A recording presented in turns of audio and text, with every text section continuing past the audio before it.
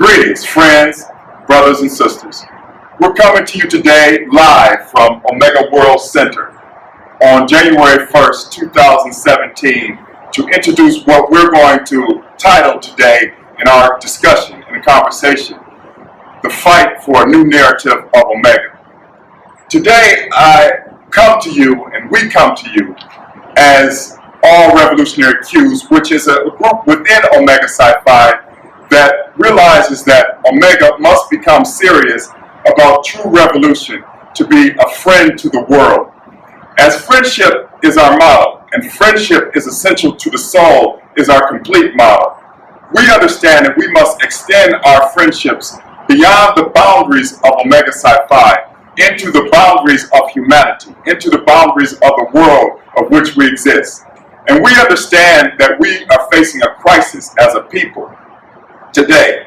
And in that crisis, Omega is draped in that crisis to the point that our founders realized that Omega men should educate themselves, prepare themselves in order to utilize Omega for a progressive, constructive place to uplift downtrodden humanity and to prepare all its members for that usefulness.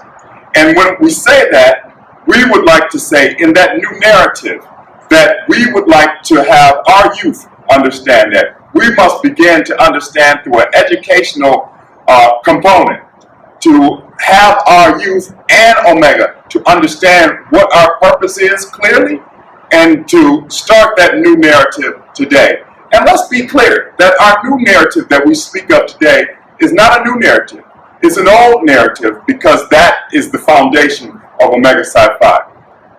Now, today when we talk about the boundaries of friendships, all brothers know that they have brothers that they love, that they understand, and those brothers understand them. They can talk to them, they can confide in them, they can laugh and have joy, sit down and eat good food with, or have a drink with, or talk about their family or support their family. When we look at how you have this relationship in friendship, the friendship can be infringed upon by external forces.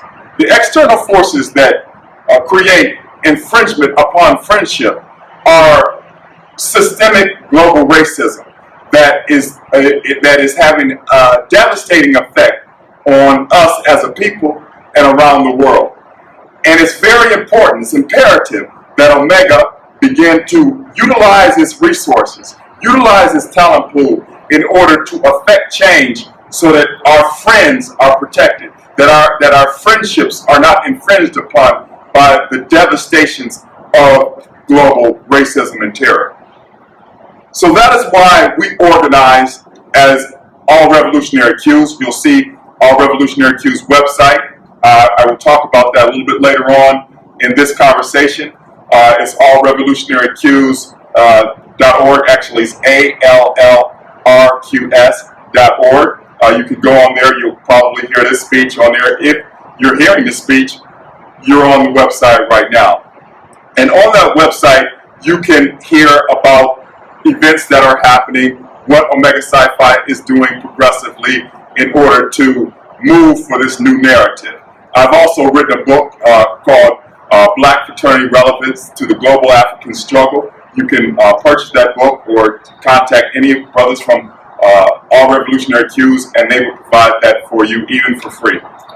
So with that said, I'd like to go into some of the items that we would like to address with Omega, a list of requests that we can lay as a foundation for the direction we would like to go in that new narrative. So we're going to look at some internal clean house demands and requests of Omega, but we'll also look at some external requests as we begin to group, organize ourselves in a revolutionary manner in order to uplift humanity. We'll look at the external requests that we would like of Omega. And let's see where we go from there. So from the beginning, we look at, for our number one request, we would like for Omega to divest from all commercial banks and invest into its own financial system. Right here, we're at World Center, Omega World Center, where Omega Psi Phi's credit union exists. Currently, we don't utilize Omega Psi Phi credit union enough.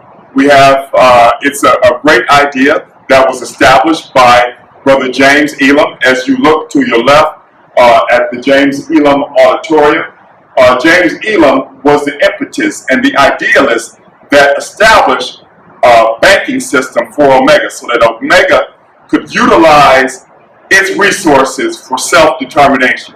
He was forward-thinking in that. But so far, we have not taken his forward-thinking to the higher level of which it should be that can change the world, that can start a new movement, a strong mass movement of self-determination for all of our people.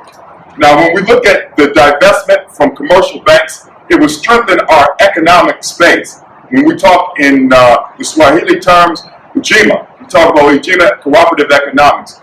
The banking system will allow us to utilize cooperative economics for our purpose. And excuse me, that was Ujima. So now let's go to our second request, and that is for Omega to have all national meetings at its headquarters. As you can see, and we'll do a tour of around here. Let's go here, look up a little bit. There's a lot of space here, and if you look to your right, you can see Omega Psi Phi Fraternity World Center. We're sitting on probably, I would say, 50 acres of land that spans around us. And as you look at the land around you, you can see that we have an infrastructure that is prepared for our meetings. Right now, currently, we have all our conclaves in various hotels that support and strengthen a system, a corporate white supremacist system, I would say, that does not look for our interests.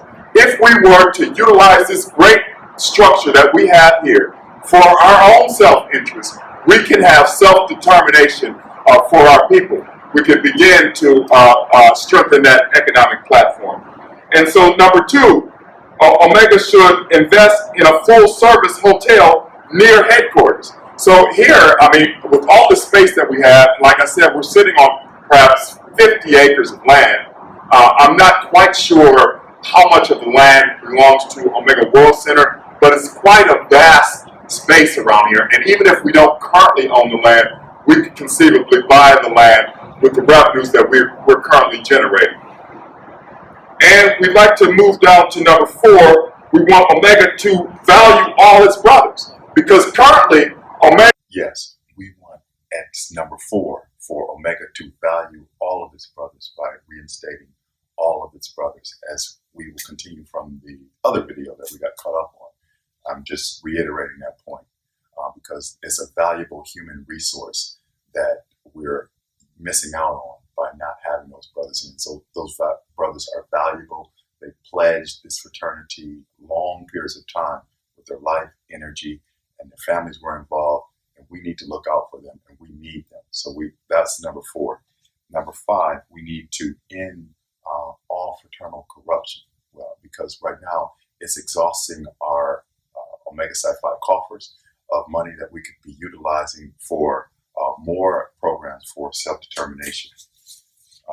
And we'd also like for the leaders that are corrupt to face a Truth and Reconciliation Committee that is set up by our brotherhood.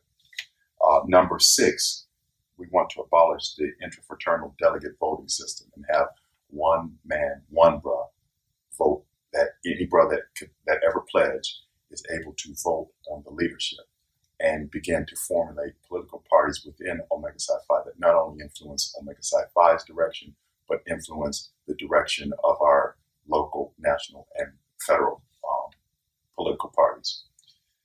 We want Omega to develop a profit sharing system. Now, this one is very important because currently, with the way it stands, most of the money that we generate, the revenue that we generate, goes to certain other companies that Omega Psi Phi is setting up, which is part of the corruption. Part of it is legitimate, but part of it is corrupt.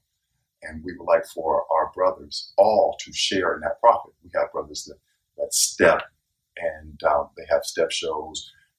We sell Nelia, we have parties. We're putting so much energy into bringing the notoriety for Omega Psi Phi. These brothers are very important to us, but none of those brothers ever receive a dime for all of what they're doing for Omega. They are really Omega's marketing tool. Our younger brothers, our youth that are out there with so much energy and so much excitement that they bring, and people gravitate toward that. Those, we should be sharing the profits with all of our brothers, including our youth. That could eliminate some of the economic disparity that many of our younger brothers are facing on various campuses today. We still actually have homeless brothers from in the past that may not be doing well economically. With that profit sharing system, we could eliminate some of the problems that our brothers are facing today. Now, with the profit sharing system, we'd like for all of our external businesses. Omega Psi Phi has several external businesses. We would like for those to be shared with all brothers, and we should develop and cultivate that profit sharing system. That's very, very critical. Number 9.9, we want to utilize Omega's industry for self-determination. We want to establish a union where brothers can pay union dues to resolve interfraternal matters by union representation. But the union could support international labor movements and begin to collaborate with other unions. I read that because I want to be very clear on that point. I feel that it can strengthen, it could put the teeth into the dog, it could put the teeth into the movement to the point where we would be able to shut down production through when anything happens to any brother or sister gets gunned down in the streets, or we're facing mass discrimination and racism through various forms, through medical racism, educational racism, economic racism. If that happens and we want demands, we can shut down systems through our unions. And it's very, very vital to stress that point. And then lastly, within our internal matters that we're facing, the last point that I have is that we want to incorporate support of this new movement in our pledge program so that each one of our younger brothers that ever pledges understands that they're part of a movement, and that within that pledge process, they're understanding that they are to build that movement. They're not to be just stepping around, getting naked. And I've been there myself. But we need to begin to understand and teach our youth that we have a much more positive, strong direction for them that will allow them to express themselves and be respected amongst their community, amongst their women that they're protecting, to the point where we make a change. A new narrative is where we would be going with that.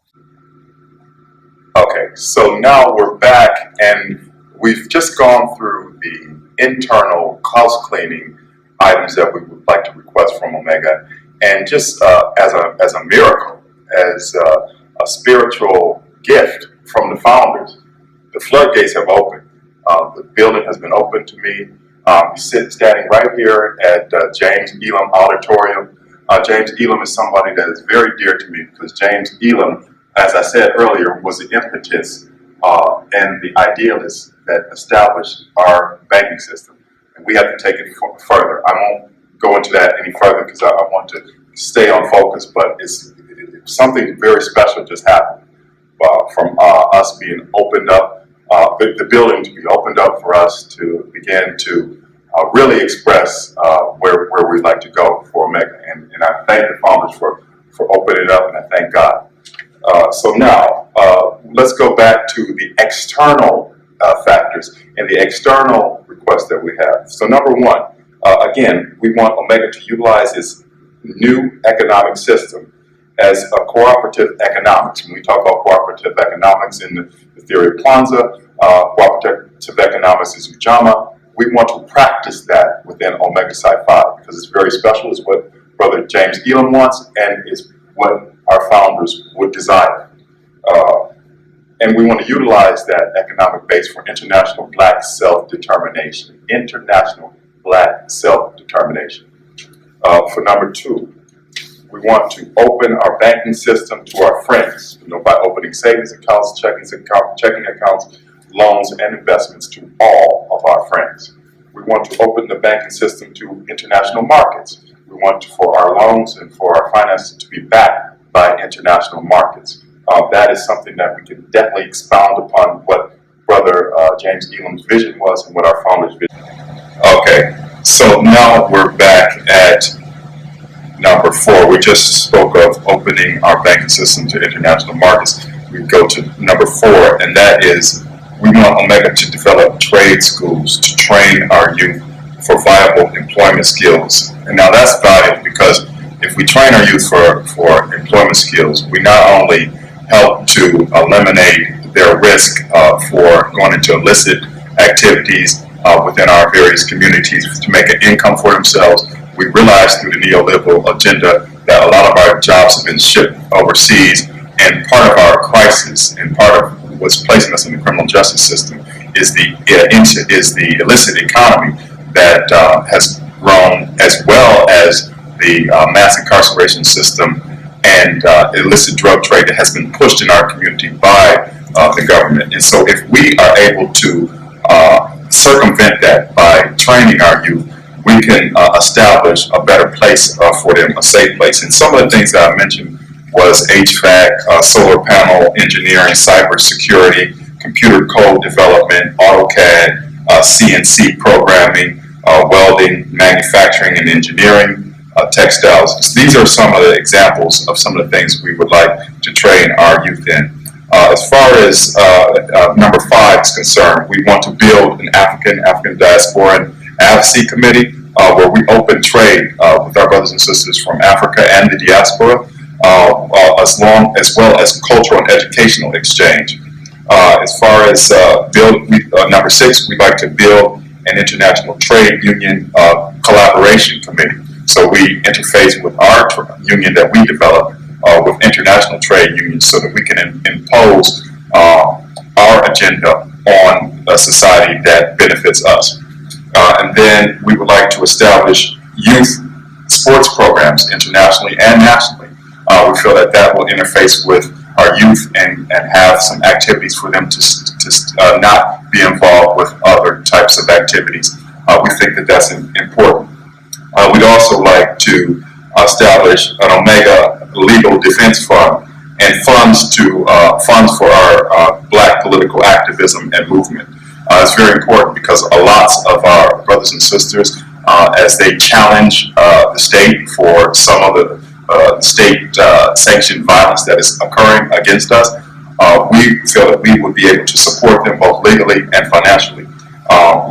For number 9, Omega should establish an international culturally relevant educational curriculum and have that implemented in local school boards.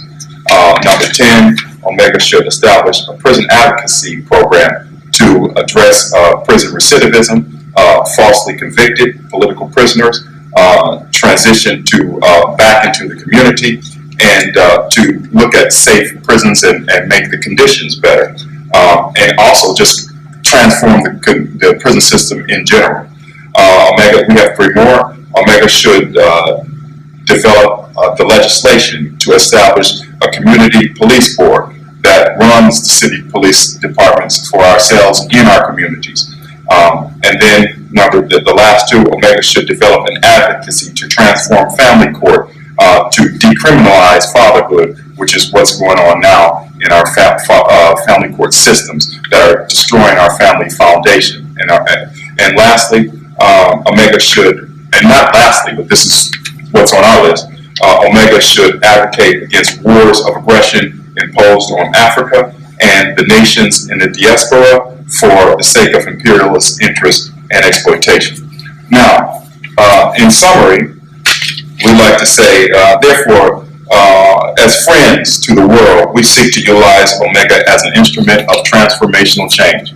We want to build a mass movement within Omega to utilize our resources, the resources that the community helped us to establish, the resources that our founders set forth for us to utilize for the sake of Black international self-determination. It's vital in the year that we have just elected a fascist, a white supremacist to the White House, as well as just gone through 8 years of a neoliberal agenda. It's vital that we begin to understand this and take that on as the new narrative of Omega Psi Phi, the new narrative for self-determination, the new narrative of an economic platform